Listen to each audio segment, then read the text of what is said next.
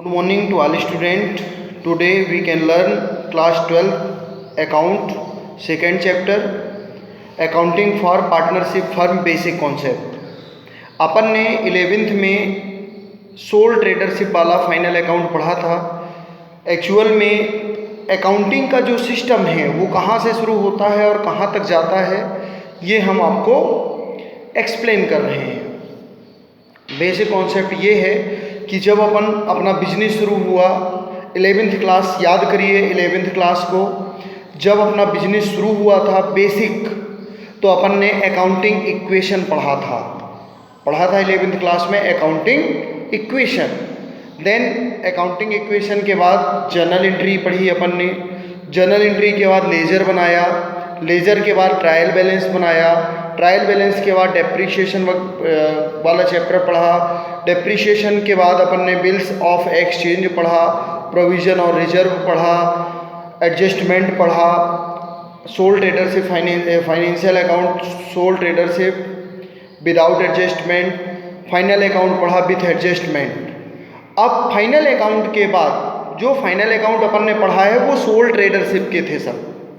Soul tradership मतलब एक व्यापारी, एक businessman, one businessman are called sole tradership, जिसमें जो ऑनरशिप होती है वो वन पर्सन की होती है, उसको अपन क्या कहते हैं, सोल ट्रेडरशिप। इसके बाद अब जब बिजनेस का फॉर्मेट लार्ज हुआ तो लार्ज कैपिटल की आवश्यकता पड़ेगी, पूरा system that means number of employees ज़्यादा होंगे और जो नंबर ऑफ ऑफिस वगैरह हैं, नंबर ऑफ, कहने का मतलब ये हुआ कि total sector of the business are large scale,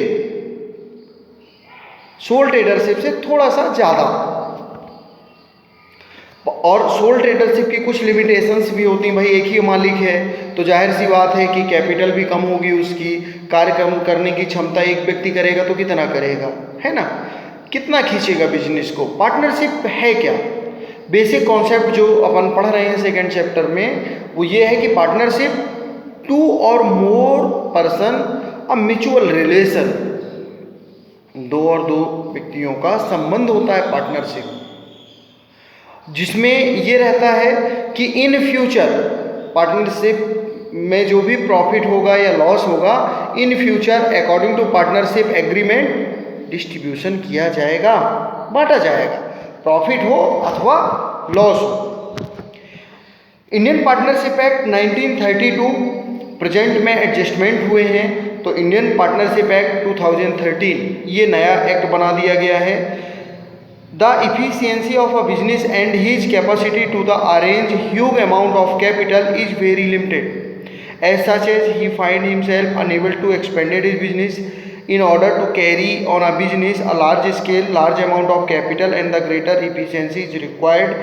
In other words, arrangement of high amount of capital, better administration, management and control cannot be found in one person. मैंने अभी आपको जैसे बताया कि एक अच्छे प्रशासन के लिए एक व्यक्ति कहाँ कहाँ देखेगा, कहाँ कहाँ अपना मेंटेन करेगा। पार्टनरशिप में टू और मोर पर्सन होते हैं। बेसिक कॉन्सेप्ट ये है कि अगर less than 2 partner, more than 50 partner, banking business more than 2 partner और मैक्सिमम 10 पार्टनर होने चाहिए। पार्टनरशिप का जो बेसिक कॉन्सेप्ट है वो ये है कि 2 या 2 से अधिक व्यक्ति मिलकर के किसी वैध व्यापार को चलाने के लिए अपनी सहमति पे प्रकट करते हैं, उसको अपन पार्टनरशिप कहते हैं। दैट मीन्स 2 और 2 more person can be accepted of the run of the legal business, can be receive of the profit share equally or decided ratio या decided agreement are called partnership। इसके बाद आता है characteristics of partnership. Partnership की क्या क्या characteristics होती हैं, विशेषताएं कौन कौन सी होती हैं। तो पार्टनरशिप में 2 और मोर देन 2 पर्सन, 2 या 2 से अधिक व्यक्ति होने चाहिए। एक व्यक्ति पार्टनरशिप नहीं कहलाती, 2 या 2 से अधिक व्यक्ति। मैंने आपको बता ही दिया कि अगर बैंकिंग बिजनेस है तो मोर देन 10 पार्टनर, और अगर जनरल बिजनेस है तो 50 पार्टनर तक हो सकते हैं। म्यूचुअल रिलेशन और एग्रीमेंट, अच्छे संबंध होने चाहिए और एग्रीमेंट का होना बहुत ज़रूरी है। क्यों? क्योंकि अगर एग्रीमेंट नहीं होगा पार्टनर्स के बीच में तो जाहिर सी बात है इन फ्यूचर मतभेद होगा और लड़ाई झगड़ा हो सकता है, यानी मतभेद हो सकता है। लीगल बिजनेस लीगल होना चाहिए तभी पार्टनरशिप होगी। प्रॉफिट डिस्ट्रीब्यूशन, प्रॉफिट का जो डिस्ट्रीब्यूशन है वो भी परफेक्ट होना चाहिए जो एग्रीमेंट में लिखा हुआ है। अगर एग्रीमेंट में नहीं लिखा है तो सभी को अपन क्या करेंगे, equal profit distributed. Operation of business, business का ऑपरेशन कौन करेगा, चलाएगा कौन? सब लोग, सब जितने पार्टनर हैं, all partner can be run of the business कि one partner can run of the business. Agency relationship होना चाहिए। अनलिमिटेड लाइबिलिटी, अनलिमिटेड लाइबिलिटी का मतलब क्या होता है? Unlimited liability that means if business can be run in loss period, so partners capital can be used of the payment of liability, then external liability payment by the personal property of the partner। यदि partnership में हानि हुई, नुकसान हुआ तो पूंजी तो जाएगी, कैपिटल तो डूबेगी ही, साथ में जो उनकी पर्सनल प्रॉपर्टी है उसको भी बेच करके एक्सटर्नल लायबिलिटी, बाह्य दायित्वों का भुगतान किया जाएगा। ये रूल्स है।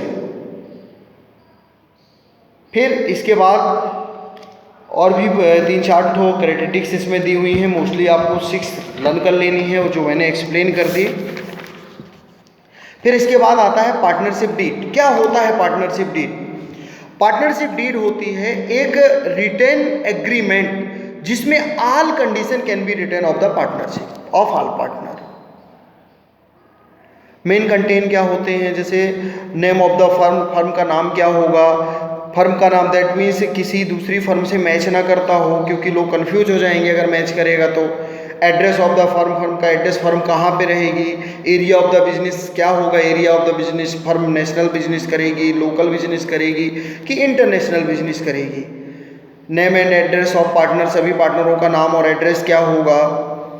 फिर admission of a new partner, new partner का एडमिशन कैसे किया जाएगा। Capital of the partner, partners की कैपिटल कितनी कितनी होगी। इंटरेस्ट ऑन कैपिटल है तो इंटरेस्ट ऑन कैपिटल किस प्रकार से कितने % दिया जाएगा।